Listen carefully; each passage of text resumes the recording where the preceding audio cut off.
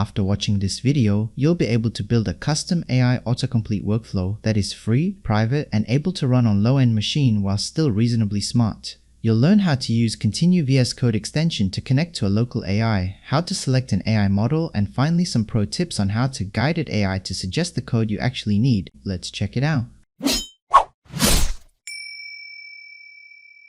Actually, in VS Code, we already have Copilot, which have autocomplete feature. But the catch is, it doesn't allow you to choose your custom AI model. You'll need to create an account to use their paid service. You can't use it offline. And most importantly, your code is visible to them, which they use it to train their model. So in this tutorial, we'll use a very popular open source extension called Continue. Open an extension bar in VS Code, search for Continue and install. Once completed, you'll see it on the activity bar. Open it and open the configuration and click Model tab.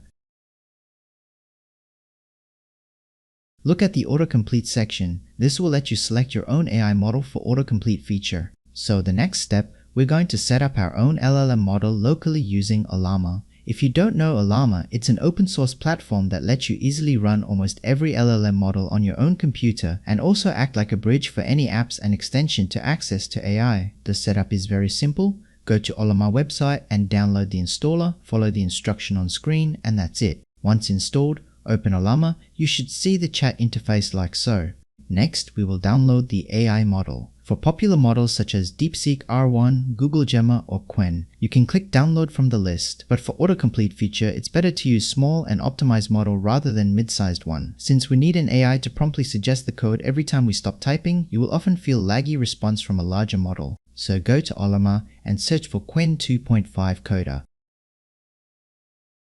Click View All Model and look for 1.5 billion parameter with base. This is the 4-bit quantized version of the model, which require less than 2 GB of VRAM. It's small but powerful enough to understand the context and suggest a good code, while you can still run this on older GPU with around 3 to 4 gigs of RAM. Now copy the command on the top right and run it in your terminal. This will download the model into your computer and should take a while. Once completed, you should see it on the list in your Ollama UI. Back to VS Code, open the autocomplete setting again and make sure that the provider is Ollama and the model name match what we downloaded. Then save the file.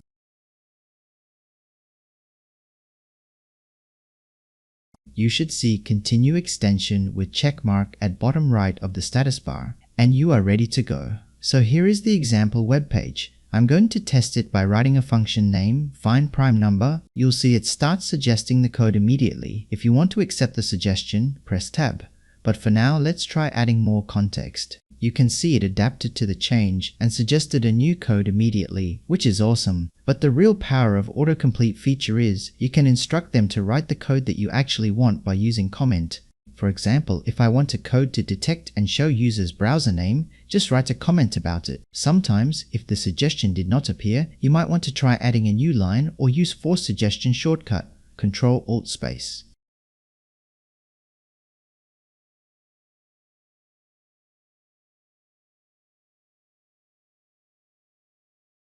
Okay, the function is completed.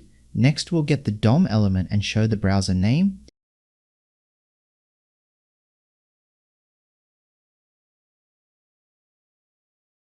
And here is the result.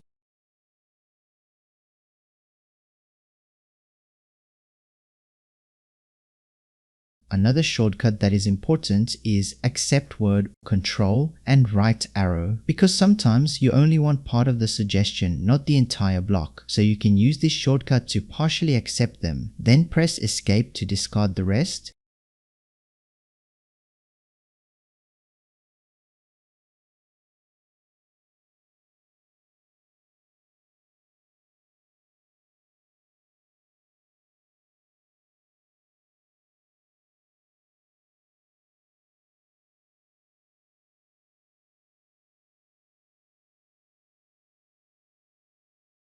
Before we end this tutorial, there are a few important options that I'd like to point out.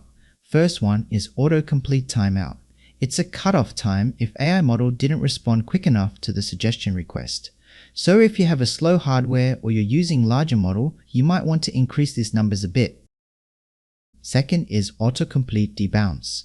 This is the time after you stop typing to trigger the suggestion. So decrease this number if you want to make the suggestion feel snappy and appear almost instantly as you pause typing. But note that decreasing this too much and it will trigger AI requests too often and hog your GPU. Lastly, you might want to disable the autocomplete on some files such as MD or obviously environment file. You can add exception of these files into this list.